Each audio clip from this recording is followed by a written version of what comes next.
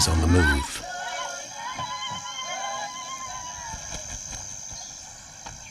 Raptors hover over a withered carcass. But there is scent of fresher meat in the wind.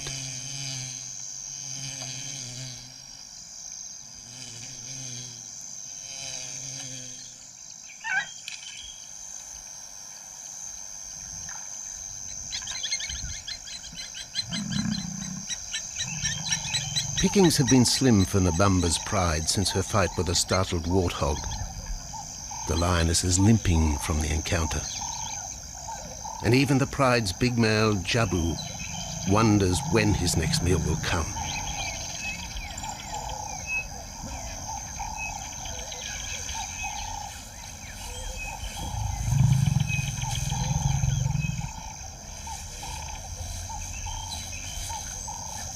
There's been no kill for 3 days, and Nabamba's cubs are hungry. Survival is tough across this tawny continent, and for the lions of Pinda Reserve, etched into the heart of Zululand, only those with speed and cunning will eat.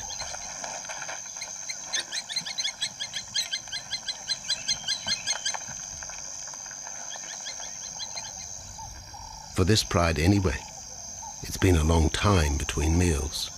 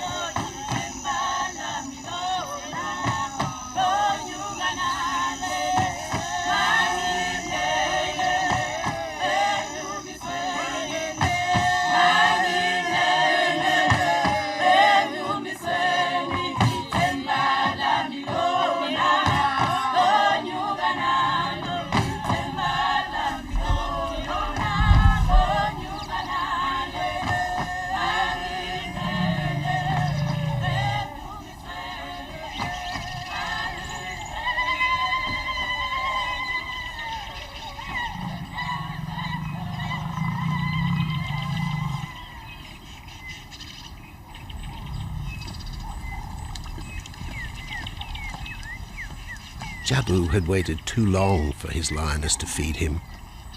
Overnight, his stealth carried him into the path of a careless zebra. The rest of the herd is still skittish. One animal had already lost his tail to a hungry pride, but for the dazed stallion, it was all over in seconds.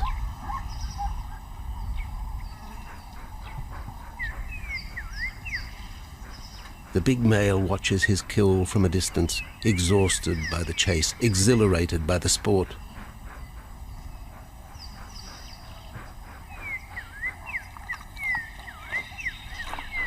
Jabu will feast later.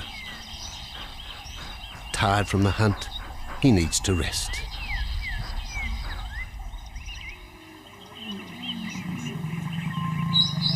But his prey will be safe.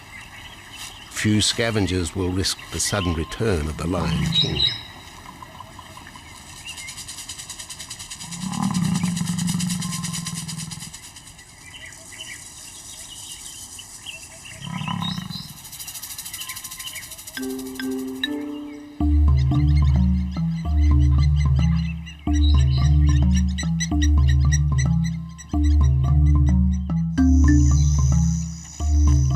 Zulu trackers follow the spoor of Nabamba's pride across Mziki Marsh. This vast tract of savanna is favoured by the lions in the dry air of winter, but it's a region also shared by Pinda's giraffe and white rhino population.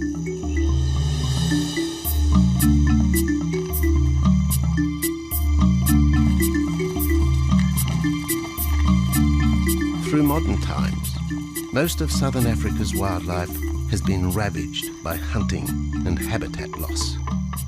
Farmland, overgrazed and buffeted by domestic stock, has ripped the heart out of the original bush. The open, broad-leaved woodland, acacia bushveld, and wetland habitat had all but disappeared, taking with it the wildlife.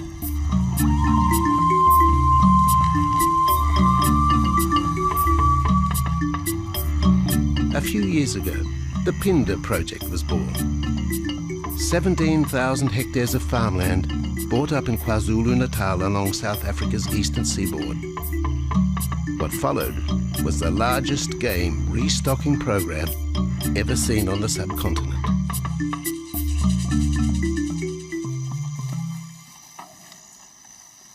The land was overgrazed to a certain extent and wasn't in very good shape. They put all these farms together, put a perimeter fence around it, and then brought in a lot of game.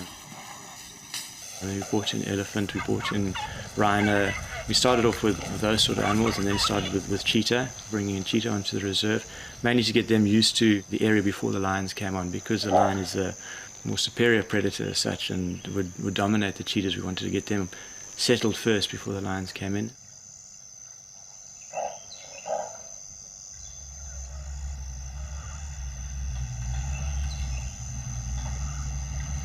Andrew Lewis is habitat manager at PHADN, one of those committed to the restoration of southern Africa's ecosystem. PHADN is the Zulu word for return, and the aim of his company, Conservation Corporation Africa, is to return the land to its traditional wildlife and at the same time restore the habitat to its original state.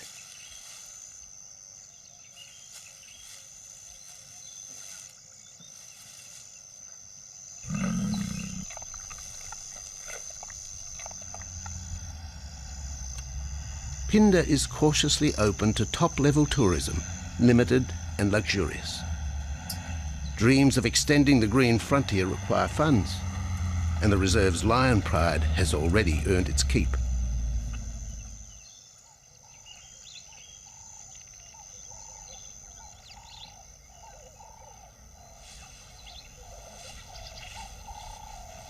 The lions on this property are actually generating revenue for the property through ecotourism, and that they are a benefit to the wildlife because of the draw card. And a few animals, lions, elephants, for example, and rhinos, and possibly giraffes, but those are your main ones that people come to see.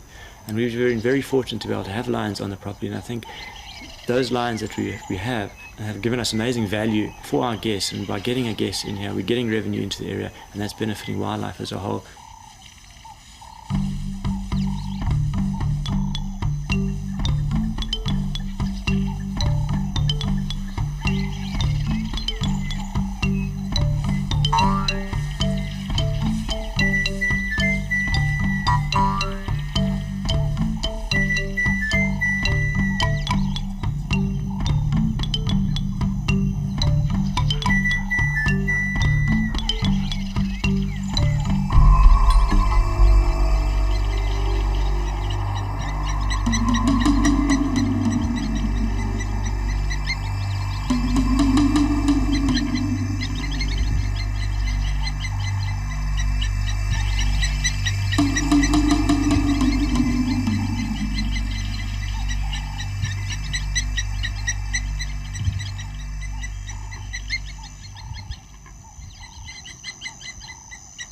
Jabu has returned to his kill.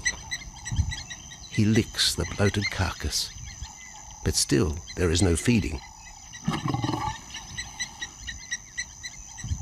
Lions will gloat over their prey, delaying the first bite until the meat ripens. For Jabu, the prospect of the meal is to be relished as much as the eventual feast.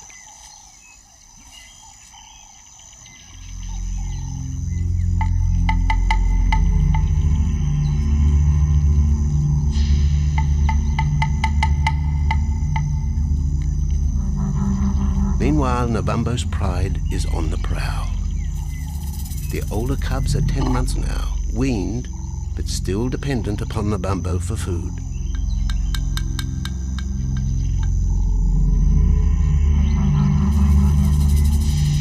The cubs are learning to stalk, but they won't kill for another 6 months. Young male lions are usually ejected from the pride when they are about 2 years old. Fending for themselves, they form hunting groups with other isolated males.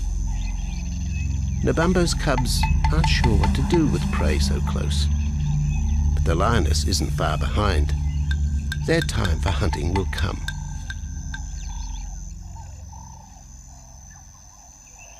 Nabambo's 4-year-old daughter also lives with the pride.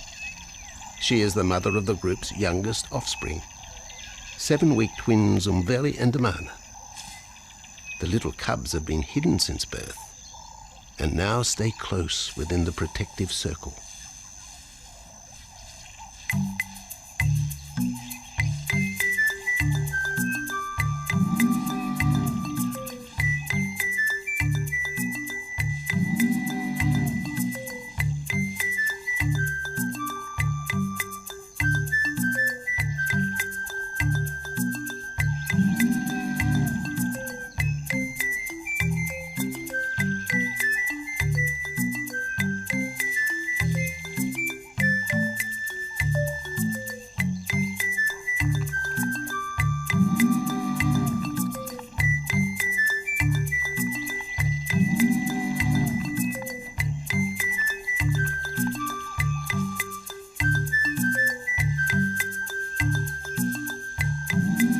Jabu has little time for his small cub.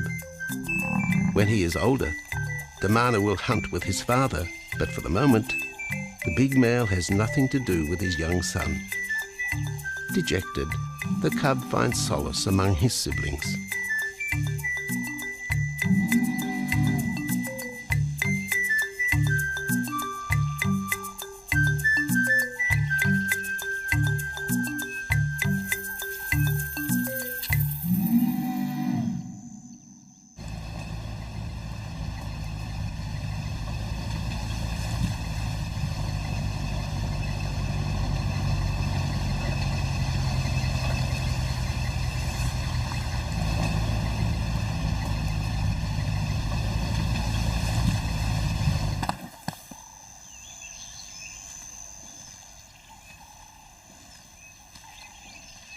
A young giraffe lies helpless in the grass.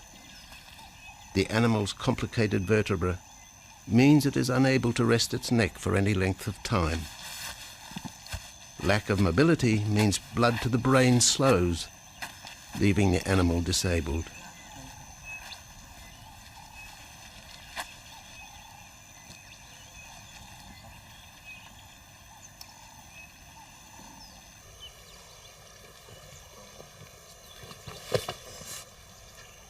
Efforts to lift the head fail, and rather than leave the giraffe vulnerable to predators, the young bull is shot by rangers.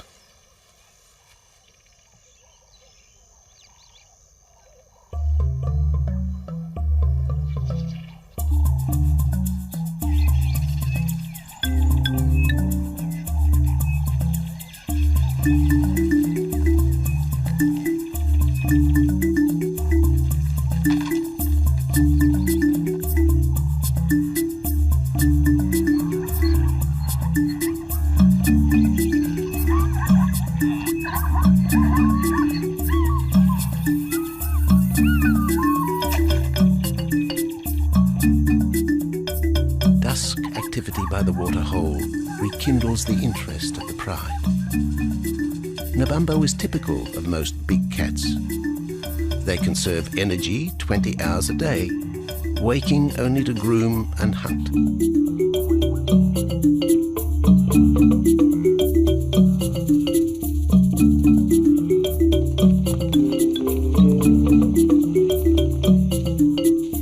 The lioness shows little sign of her injured leg, but the tusks of the warthog have torn sinew and muscle, slowing her in the pursuit of prey.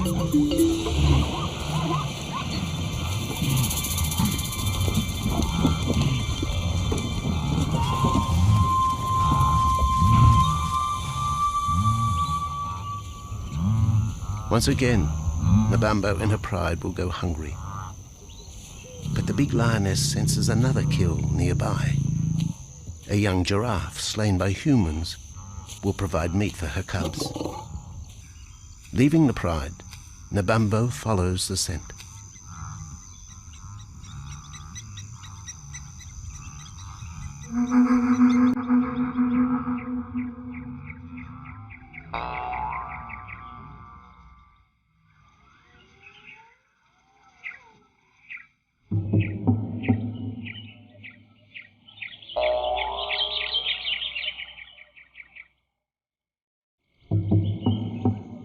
Left alone, the older cubs know the drill. They will wait for Nabambo's call to take them to the kill.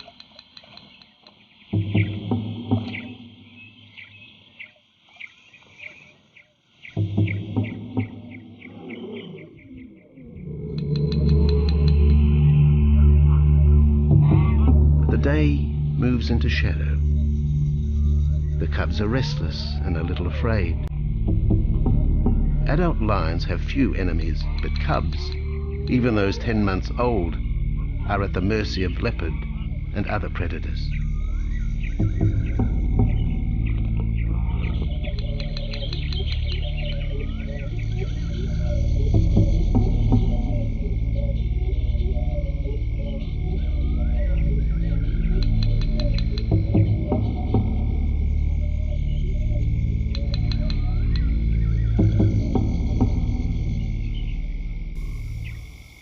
Nabambo has reached the kill, but her daughter is there first. Even though females hunt together, rivalry for the prey is fierce.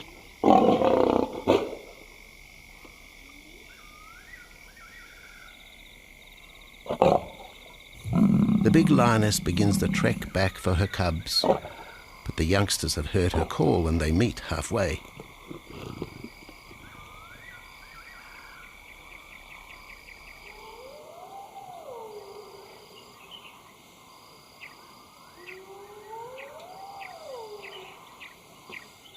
Nabambo settles herself in the long grass. The cubs are unfamiliar with her behavior.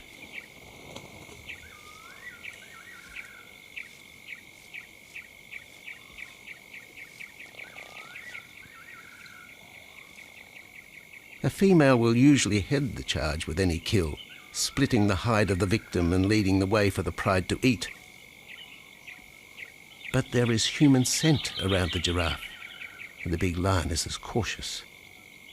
She watches her cubs, hidden, alert to any potential threat.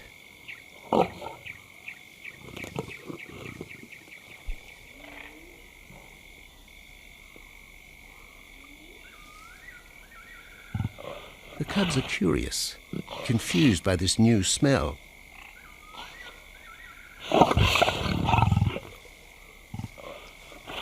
The lioness moves in for a final check, but she has already made up her mind. The carcass is tainted. There are foreign traces, a dangerous ambience. Instinct tells her this is not food fit for her cubs. Disappointed, Nabambo moves away, the scent of another night stalk already in the wind.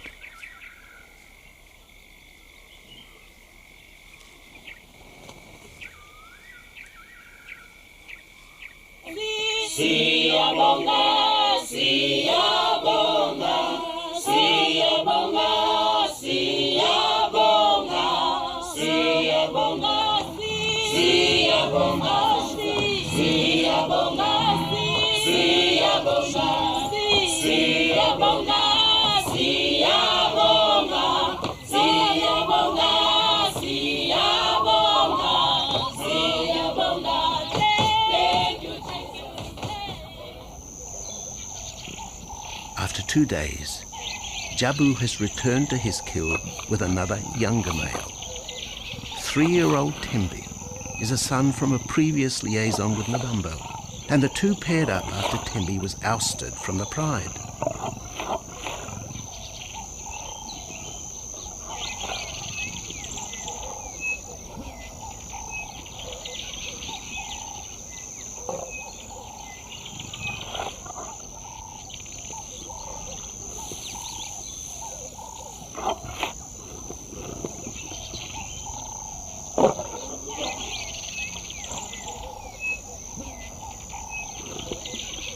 Pride males are lazy and will gladly let the females track down prey. But the theory that males won't hunt is a fallacy. Any hungry male will hunt for himself when no free lunch is provided by the lioness, hyenas or other predators. But studies show single hunters are more successful at night.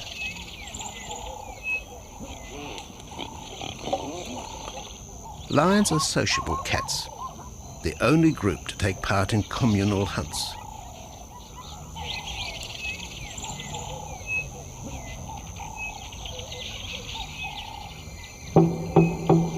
Ambush is an important part of the lion's strategy.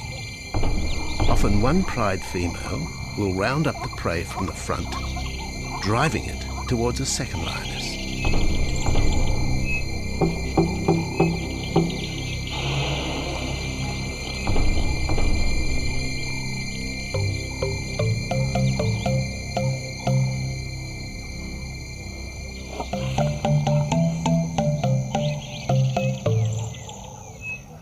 As in most cases, the pride male will only get involved if he has to.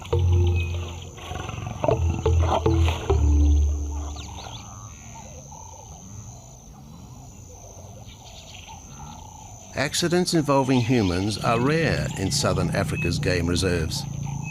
Our primal fear of being eaten has been well documented, but in fact, lions seldom attack if they're not provoked.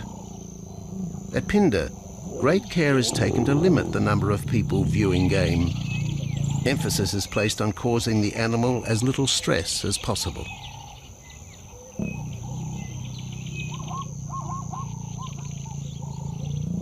Man isn't a part of their natural food source. They don't normally go out and hunt people.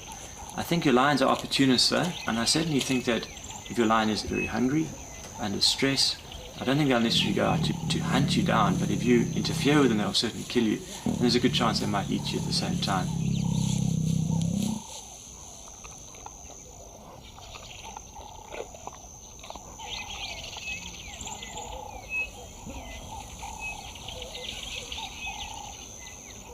With all animals, it's how you treat them is what's the reaction you're going to get back from them. Certainly at Phinda, all our guides go through a training course and they're all brought up to a certain standard. There is a certain operating ethic with regards to viewing animals, and we certainly try and be as sensitive to the animals as possible.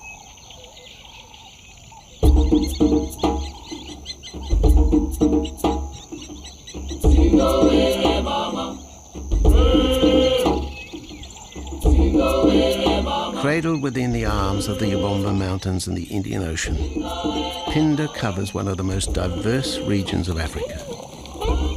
Here are found 7 different ecosystems, from palm savanna and bushveld to rare sand forest and dense thorn bush, all restored from the pastoral belt which had swept down the east coast.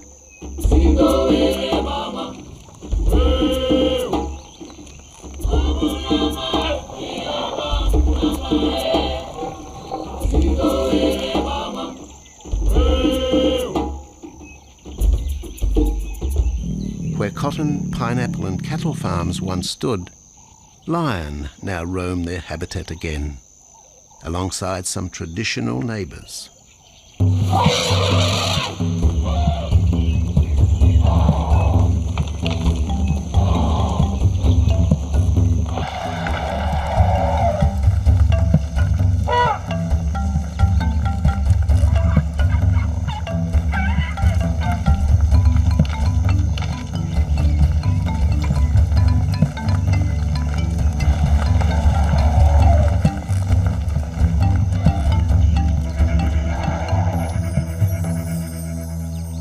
Phinda sees its responsibility to the region extending beyond restoration of habitat and wildlife.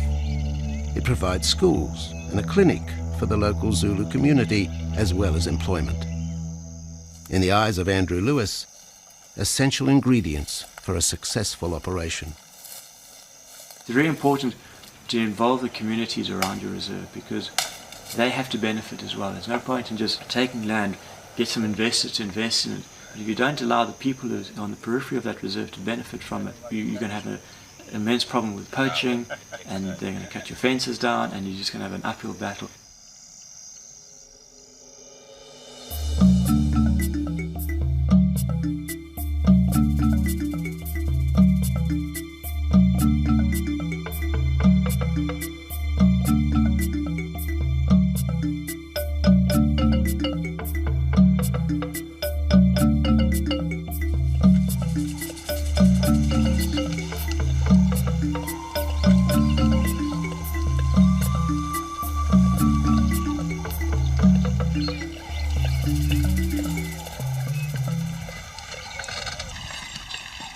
In 1992, the Pindar lions were among the first of the big 5 animals to be relocated to the reserve.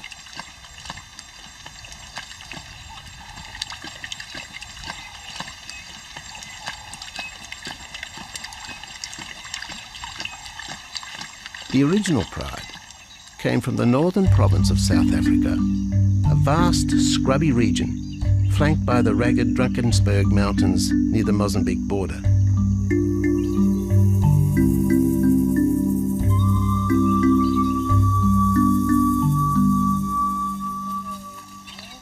Peter Rogers helped round up Pindar's first pride, handling the lion's capture and subsequent move south.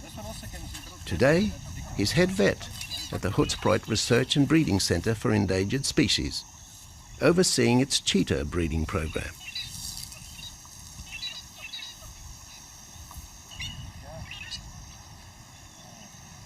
But it's the discovery of what's believed to be a long-extinct strain of lion that has put Peter's centre on the map.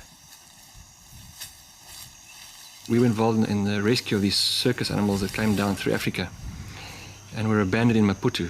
We were just founded by an animal welfare group called Animal Defenders based in London. And they said, could we just keep these animals temporary? First they mentioned tigers, and then they came back and said, well, there's 6 lions as well. So we said, yeah, we could hold them temporarily just until they found permanent homes for them, but basically get them out of the predicament that they were and the shocking conditions that they were in Maputo and Mozambique.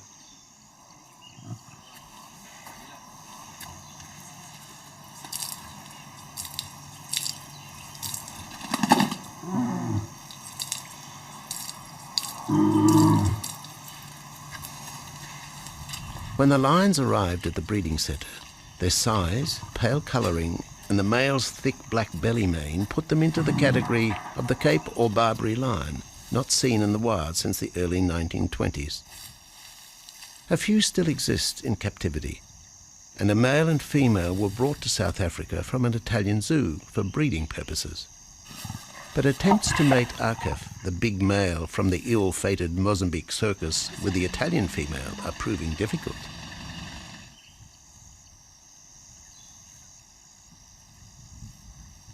Ä'c is overprotective, even preventing the lioness from eating when the meat truck arrives.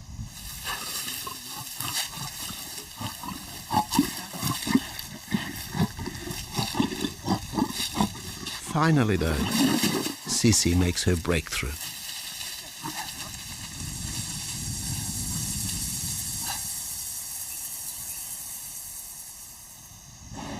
We'll see you up in the front there, Mark. You're going to go to that sort of middle central area. Where are you going to go? In the next enclosure, Arturo, the Italian Barbary male, is about to be sedated. His attention to his sister Sisi through the fence is hampering mating efforts, and Peter Rogers is keen to move the big male. He shoots the dart into Arturo's rump. Arturo has been sterilized, but while his breeding days are finished, he'll live out his days at the centre. His female companion, another Barbary from the Mozambique circus, is drawn away by the meat truck.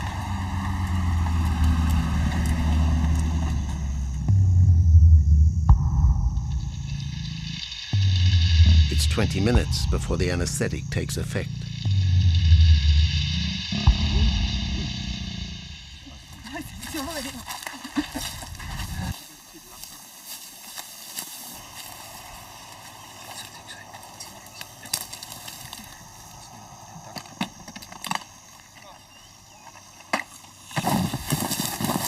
It's nice to be the supervisor.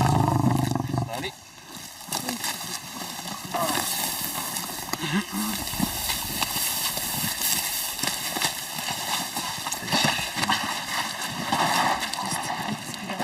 You need all your help at the bottom just to put him back into the cage, okay? 1, 2, 3, 4. Yeah.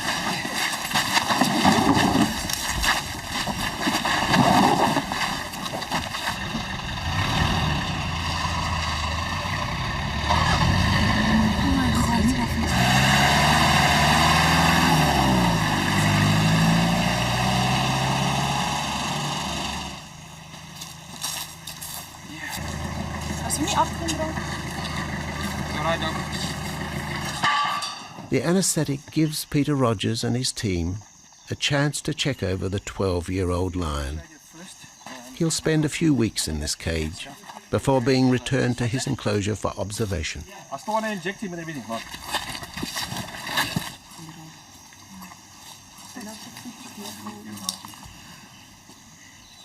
It's very exciting to be part of this project because they feel that there are perhaps not many Barberries, if any, that are really pure, that are left even in captivity. They feel that over time other animals from other genetic bases are brought in. So there's a big project afoot, Oxford University, to do the genetics. So that's just getting off the ground now.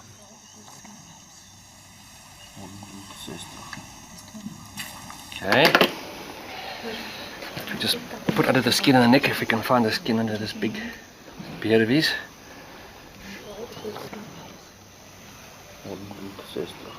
Normally lions wouldn't have this many ticks, but being from Italy, a European lion, it doesn't have that innate or inherent resistance to ticks. It does come with time.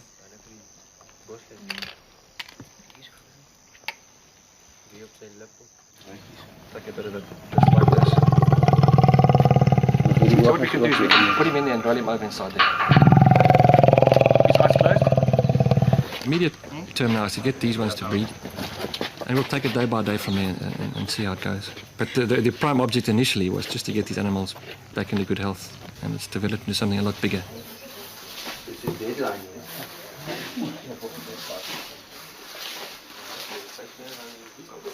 Yeah.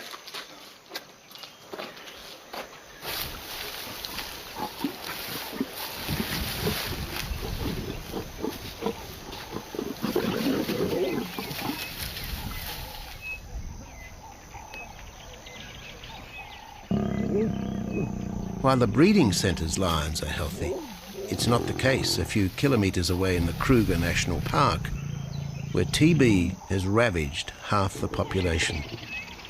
Infected buffalo have been blamed for the outbreak, primarily in the south of the park, and attempts are being made to fence off the diseased area.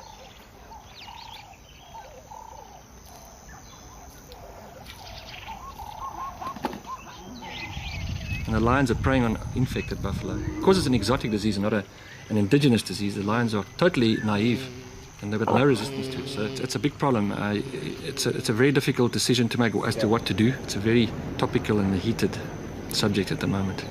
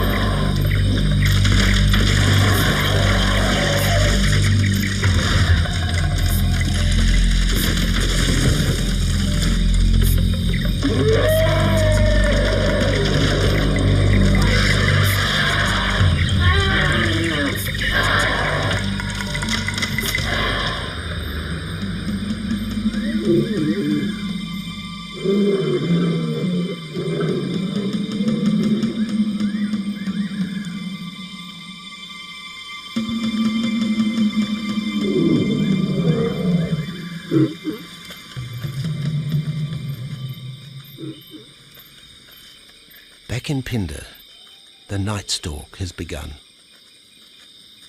Nabambo keeps her cubs close. They're hungry, but tonight only impala can be tracked down, a morsel for the lioness. Food is scarce at this time of year, so the pride's territory covers a large area. Lions can only afford to be territorial where there is a reliable supply of game.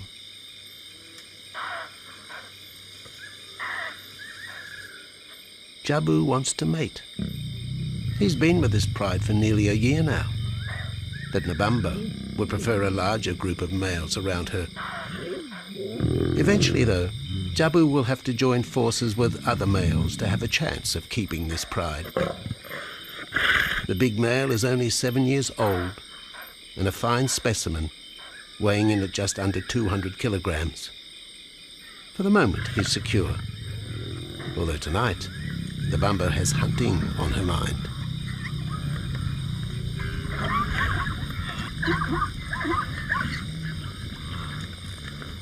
The cubs follow in the lioness's wake. If there is a kill, she will feed first. Often, weak cubs lose out to a hungry mother. High juvenile mortality rates are the result of lean times.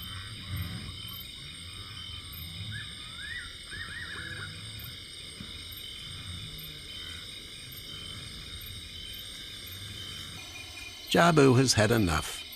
He's been walking for hours. Sleep is more important. And the zebra he ate 2 days ago will suffice for another night.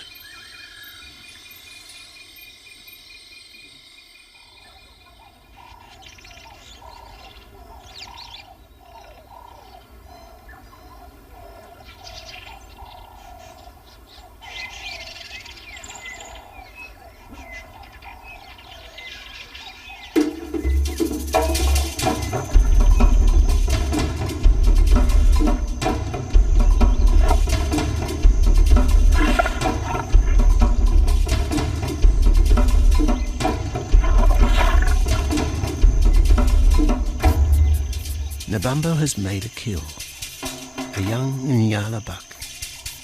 It's been 3 days since the pride has eaten, and this will provide meat for them all. But the lioness will eat first.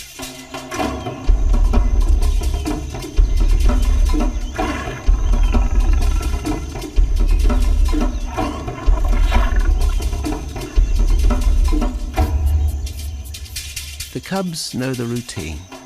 They will get their turn. But Nkosi is hungry. He creeps towards his mother. As the biggest of the cub,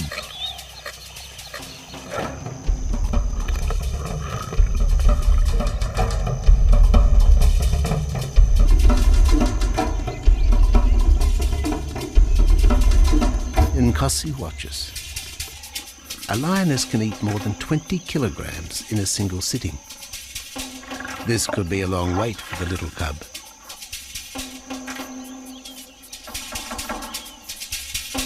Nkosi approaches the kill cautiously. Sometimes a lioness will turn on her cubs.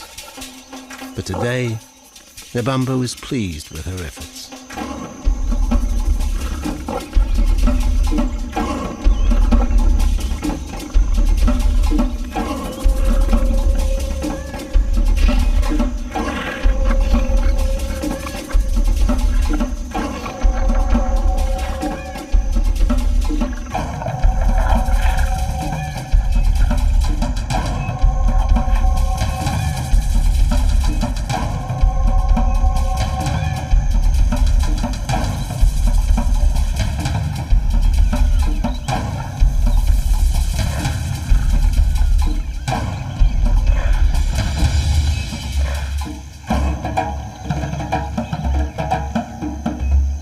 Nabambo has had her fill, for the moment anyway.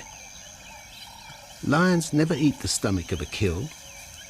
She will bury it before dragging off the carcass. This way, hyenas and other predators are thrown off the scent. The evidence has been buried. The carcass is no more.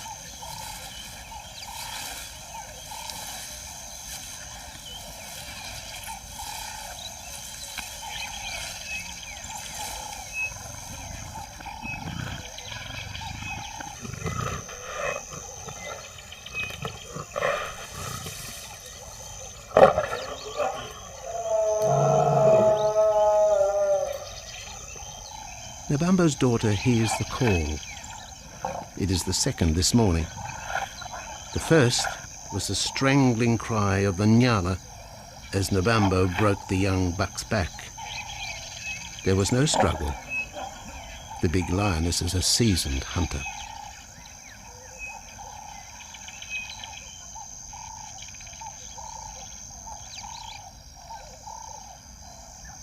The rest of the pride will feast on the carcass after Nabambo retires. But first, they will drag it into the bushes, away from prying eyes, away from raptors already circling the kill scene.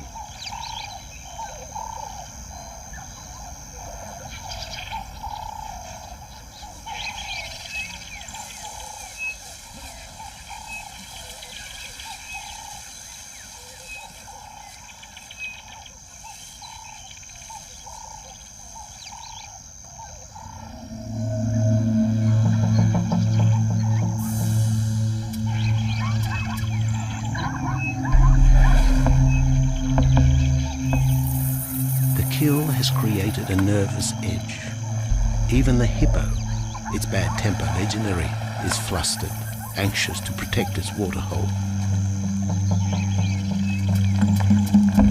Wildebeest are a favourite prey for lions. Naturally, they feel vulnerable. But for the pride, there is no agitation. Gorged, they will sleep for the next day. Even Mveli and Damana, the 7-week twins, have tasted blood for the first time, but it will be many months before they take part in a hunt. For the moment, they just want to play with Nkosi.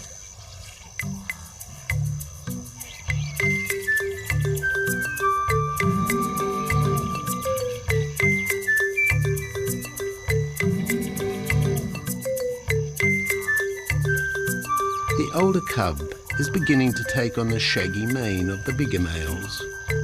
Within 18 months, he will be hunting with them, competing for his own pride. In the meantime, though, he has to contend with his young siblings.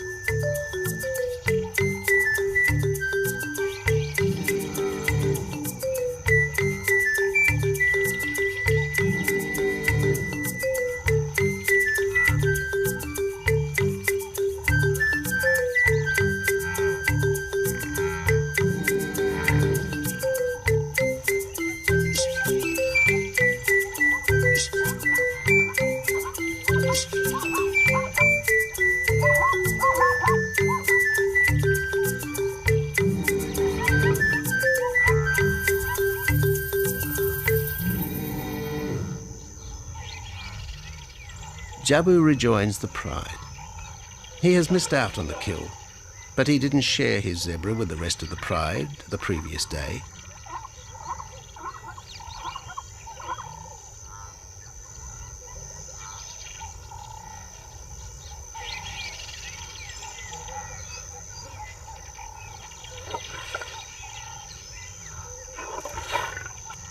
A half-hearted attempt at mating, but the big lion's attention is drawn to a curious onlooker. With the pride so close, the giraffe won't be sitting for long. Drinking and sitting is when they are at their most vulnerable.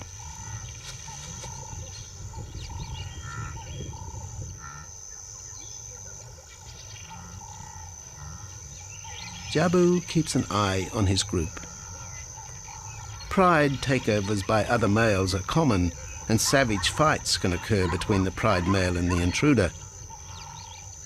If a takeover is successful, the new male will usually kill all the suckling young of his former rival. When a nursing mother loses her cubs, she comes into heat within a few weeks.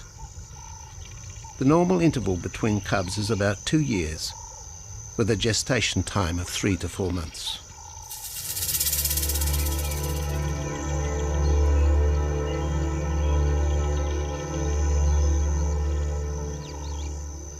Jabu marks his territory, but it may soon be all in vain. A fresh infusion of lion genes is necessary to avoid the effects of long-term inbreeding.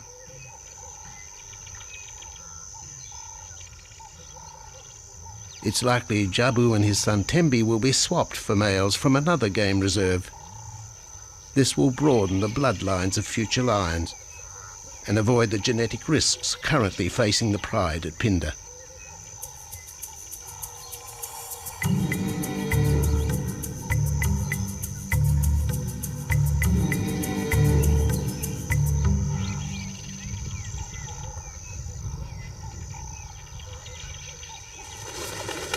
Vultures have found the dead buck, but there is little left of the carcass. Mbamba and her pride have eaten. The big lioness tries to dislodge Nyala fur from her teeth.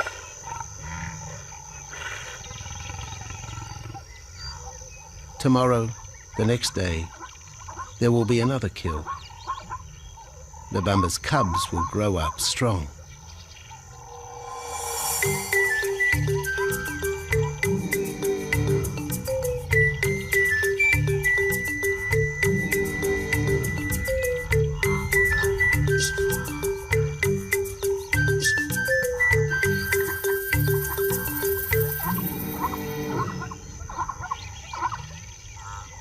The lion is the greatest of all predators, the essence of all that is Africa.